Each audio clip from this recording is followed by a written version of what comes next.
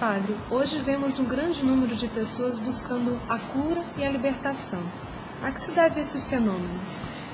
Penso que por dois motivos principais. Por um lado, porque tem aumentado muito as práticas ocultistas, tudo o que é ligado à adivinhação, magia, espiritismo, e isso é a grande porta de entrada dos distúrbios de origem diabólica. Então há mais pessoas com problemas desses pedindo ajuda aos sacerdotes, à Igreja. Por outro lado, eu penso que também nos últimos séculos, pelo menos na Europa, de onde eu venho, foi um ministério um pouco abandonado, não é? E mesmo não tem, às vezes, nos seminários, não se dá muito ênfase nisso, não é? Muitas vezes, muitas pessoas, sacerdotes, estão muito preocupados com coisas boas, não é? O anúncio da palavra de Deus, mas não dedicam tempo a receber e a rezar com as pessoas, não é? Muitas vezes dá-se só aconselhamento, mas não se faz oração. Então as pessoas têm os problemas e precisam de oração, precisam de alguém que reze com elas, não é? E então isso vê-se muito nestes acampamentos, quando há um momento de oração, como o povo vem e porque preciso que rezem por mim, não é? E não só que digam que vão rezar, eu depois rezo, não é? Que rezem agora, não é? Que rezem agora. E como identificar que uma pessoa está sendo atormentada por uma ação demoníaca ou que está sofrendo um transtorno psíquico? Certo, então aí precisa de fazer um discernimento e é preciso alguma prudência. São vários, na minha experiência, são vários fatores, várias perguntas, não é?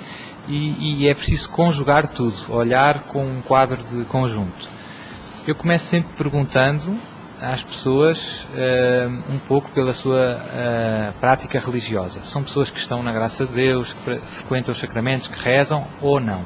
A grande maioria dos casos são pessoas católicos, têm fé, mas que não praticam a fé, que estão longe dos sacramentos há muitos anos.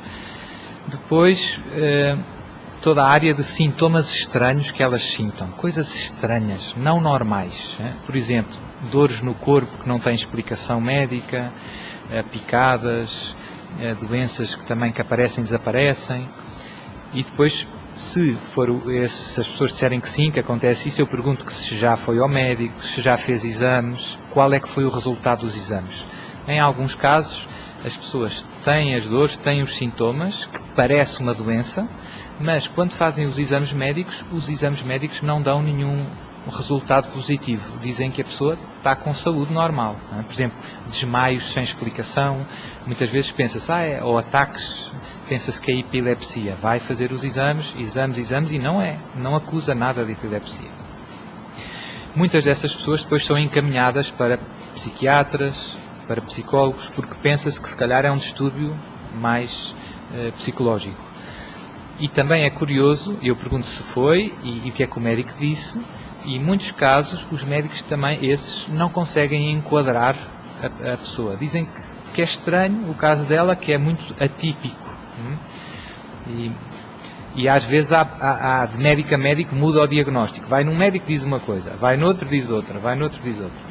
E outro fator interessante e eu pergunto se toma medicação por doença psicológica, e tem vários casos em que tomam medicação, e eu pergunto, e reage à medicação? A medicação faz o efeito pretendido? E tem vários casos de distúrbios diabólicos que as pessoas não reagem à medicação, e o próprio médico diz, com a quantidade de calmantes, por exemplo, que eu estou dando para você não podia estar acordado sequer. E tem pessoas que têm ataques violentos e acontecem muitas coisas muito estranhas, e isso também é mais um fator que me faz pensar que pode haver aqui um distúrbio de origem diabólica. Depois, terceira área que é preciso um pouco ver é a ligação com práticas ocultas. A pessoa foi a algum centro espírita, praticou, caiu em algum desses pecados, porque na minha experiência vejo que a grande maioria destes distúrbios diabólicos extraordinários está ligado a isso. Ou se foi vítima de alguma bruxaria, de algum malefício, de alguma macumba. Pergunto, apareceu alguma coisa estranha à porta de casa? Às vezes aparecem animais, terra de cemitério, líquidos estranhos. quem pôs isso, está zangado com alguém, ou no trabalho. E depois, quando as pessoas dizem que sim, apareceu, ver se os distúrbios estão ligados temporalmente com aquele momento. E então, há quanto tempo é que acontecem as coisas estranhas? Há 2 anos. E há 2 anos apareceu alguma coisa? Sim, pela primeira vez apareceu um sapo com a boca cozida, ou um boneco com uns alfinetes. Então, parece haver ali uma relação entre macumba, bruxaria e distúrbio. Na casa começa a ouvir barulhos, coisas estranhas, luzes que desligam sozinha, coisas que não têm explicação. Portanto, já são 3 áreas e muitas vezes isto é cumulativo, acontece um e outro, então a probabilidade de ser espiritual é altíssima. E a última área, e eu penso que é a mais importante, é reação às coisas sagradas. Pessoas que têm distúrbio, que são atacadas pelo demónio, sempre reagem muito em contacto com as coisas sagradas. Por exemplo, vai no cemitério, sente-se mal, vai na igreja, sente-se mal, começa a Santa Missa, sente-se muito mal. O que é sentir mal? Começa a rotar compulsivamente, bocejar compulsivamente, desmaia, entra em transe. Tem muito género de reações às coisas sagradas. Às vezes até com o terço. Começa rezando o terço e as pessoas reagem. Pronto. Tem várias pessoas que me dizem, sim, padre, eu nem vou à missa por isso, porque quando entro na igreja começo logo com dores de cabeça, sinto muito mal, ataques estranhos, tenho que sair. Se sair da igreja fico bem. Se sai, no momento em que sai, sente-se bem. Se entrar, sente-se mal. Isso, conjugado com os outros fatores que eu dizia, ajuda-nos a fazer a chegar a uma certeza moral, diz-se tecnicamente, a ter razões sérias. E antes de eu rezar eu digo às pessoas, olha, o distúrbio que tem é de origem diabólica, e começamos rezando uma oração de libertação e manifesta-se a presença diabólica. Porquê? Porque o demónio, quando invocamos Deus, sente-se muito mal. O demónio, Deus é tão santo, a presença de Deus incomoda o demónio. E quando pedimos a Deus concretamente para libertar a pessoa, Deus, com todo o gosto, vem e nos ajuda. E pronto, e depois confirma-se com a oração de libertação o diagnóstico que se fez primeiro conversando com a pessoa. Há casos insolúveis, ou seja, aqueles que pessoas não são totalmente libertas dos ataques demoníacos? Sim, cada caso é um pouco como as doenças, os casos evoluem com ritmos diferentes. Tem casos muito graves que em poucos meses se resolvem, com poucos exorcismos. Tem casos leves que parece que se arrastam anos e anos uma vida. A pergunta mais difícil de responder é: quais é que são os fatores que condicionam a libertação completa desta pessoa? Há um que é muito importante, eu tenho visto em vários casos, que é, no fundo, a sinceridade da sua conversão. Se a pessoa verdadeiramente acredita em Deus e se arrependeu e mudou de vida. Porque há coisas que às vezes as pessoas fazem porque o padre pediu. Confessar, ir na missa, rezar o terço. Mas você pode fazer isso, mas não, dentro do seu coração, verdadeiramente não abraçou o Senhor. Não acredita. Não pôs Jesus no centro da sua vida. Não deixou Jesus verdadeiramente tomar posse da sua vida. Está fazendo porque está sofrendo. Mas, então, se a conversão não é sincera, tudo fica mais difícil. Mesmo que faça muitas coisas santas. Mas, se não é sincero. Segundo fator, tem às vezes algum vício, algum pecado, que não está largando.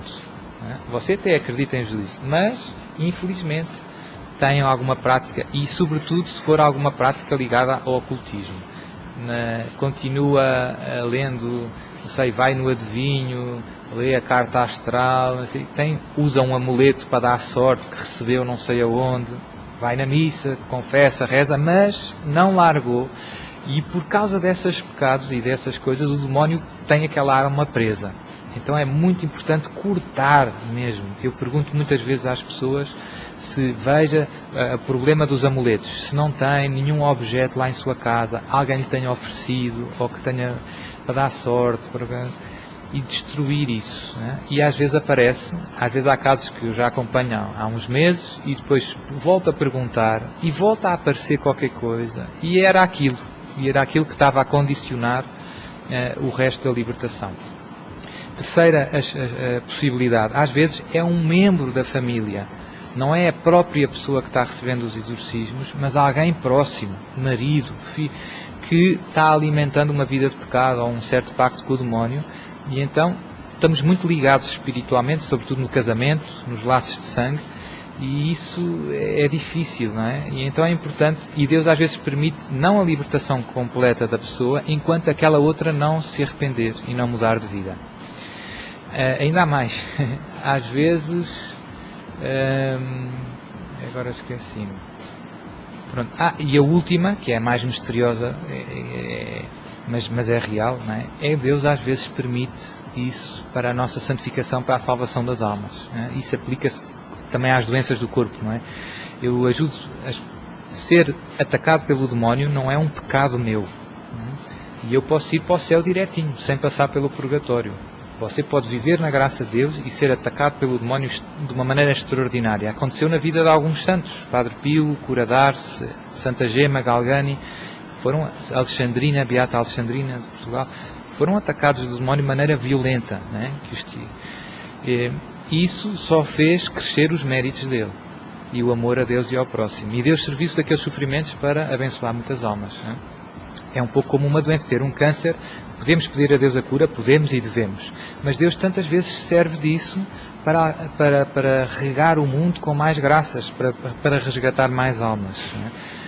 E, portanto, ajudar as pessoas a perceber que pode ser esse o plano de Deus para a sua alma.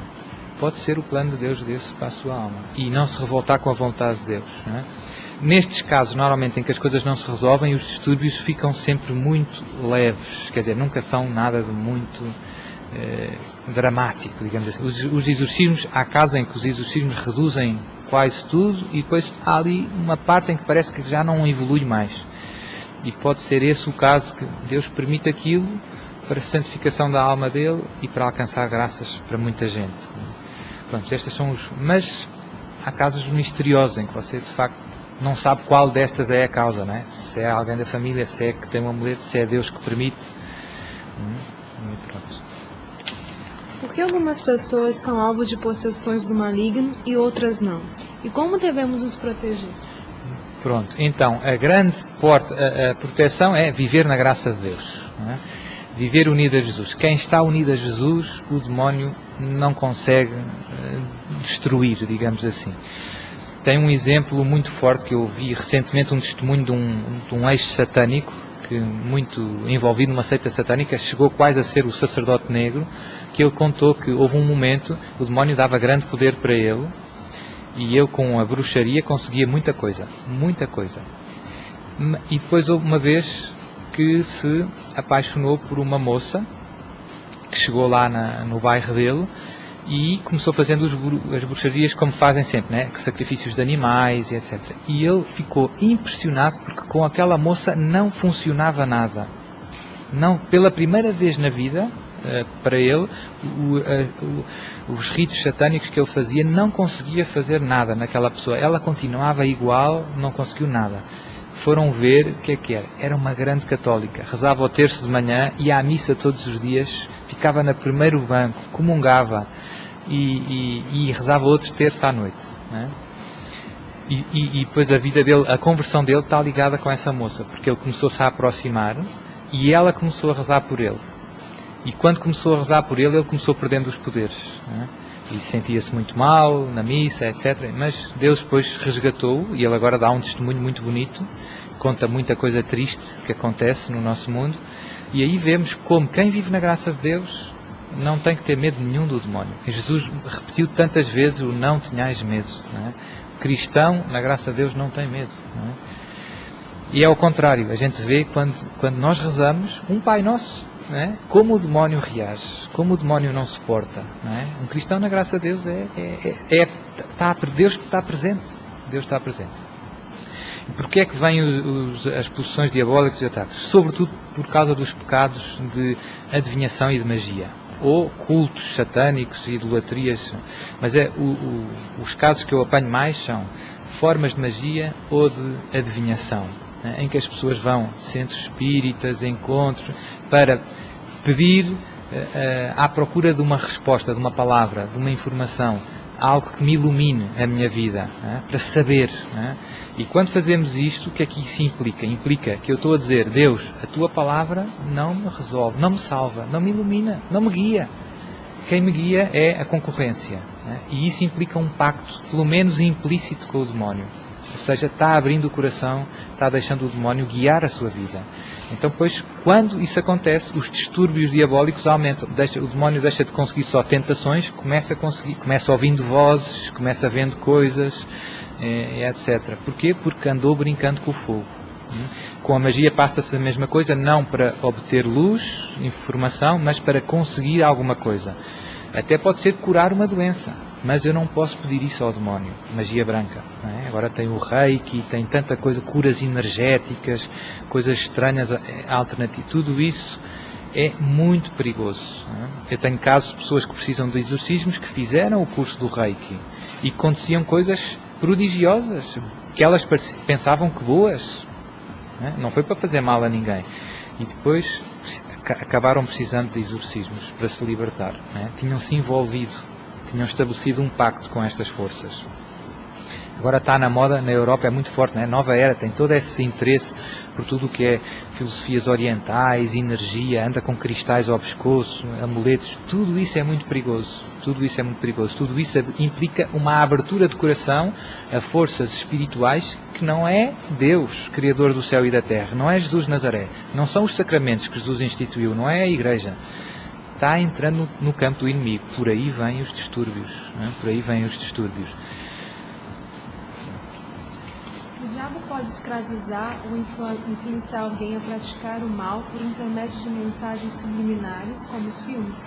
Pode. Tem muito mídia de inspiração diabólica, Tem muito grupo de música que explicitamente se consagra ao demónio e pede inspiração ao demónio para as letras. E você vê que letras que são explicitamente com nomes, com blasfémias, não é?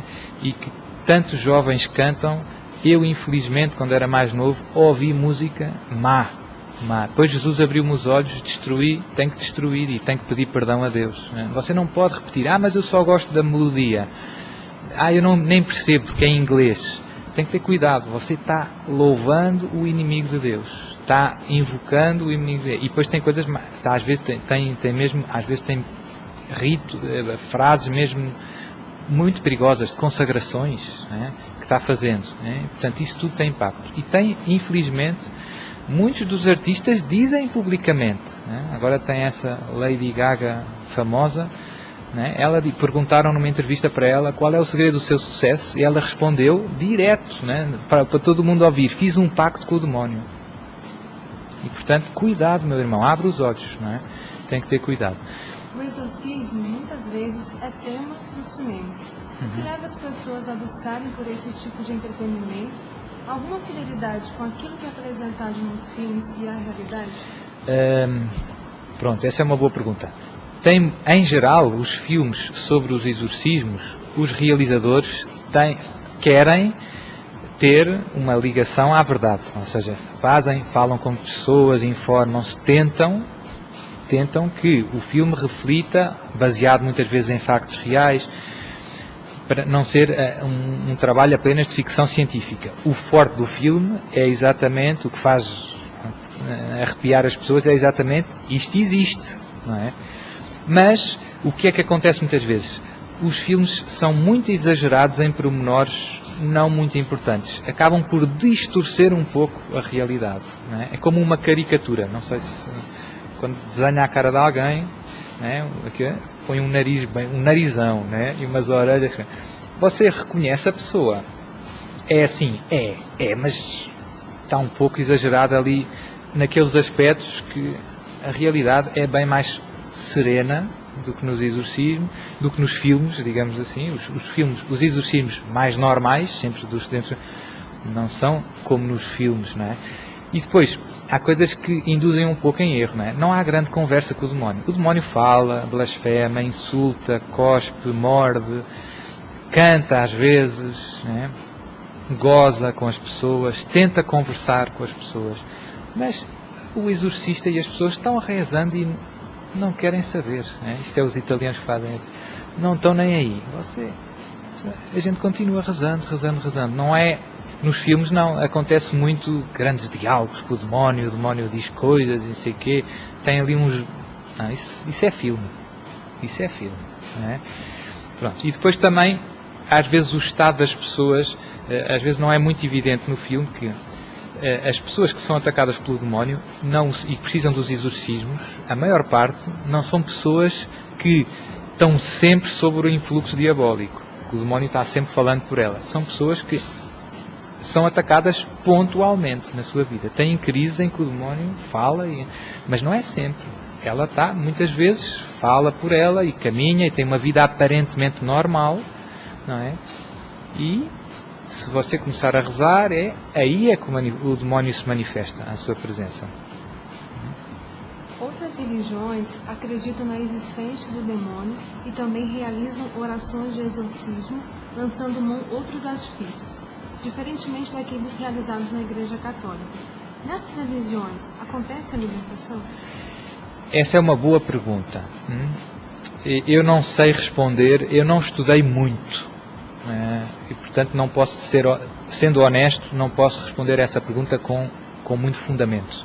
Vou dizer o que me parece, mas tendo cuidado, não é? Porque posso estar enganado, não é? Que existem, antes disso vou responder outra coisa, que isso sim, que estudei.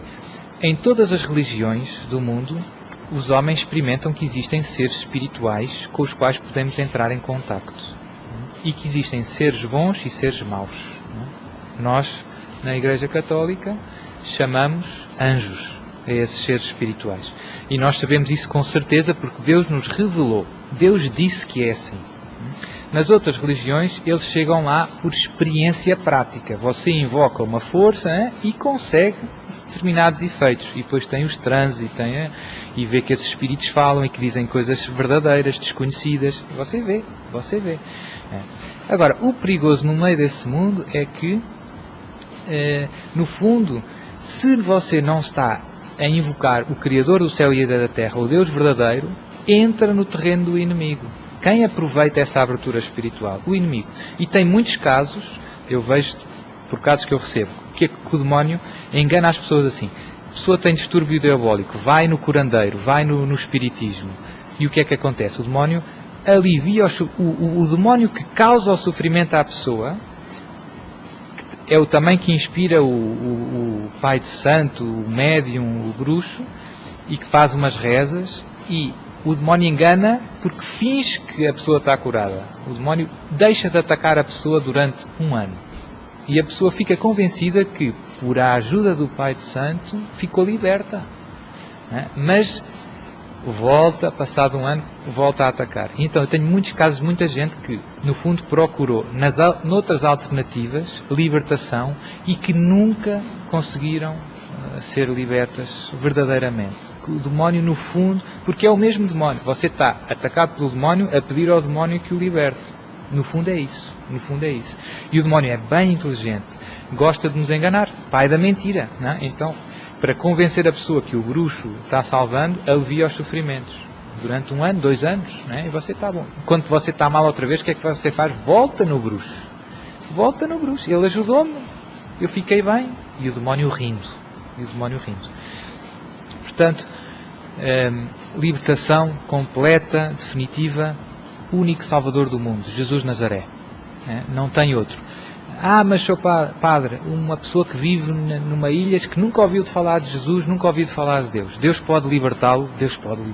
Obviamente, se ele confiar em Deus, verdadeiramente, no Deus único e verdadeiro, que criou o céu e a terra, Deus pode libertá-lo. Pode.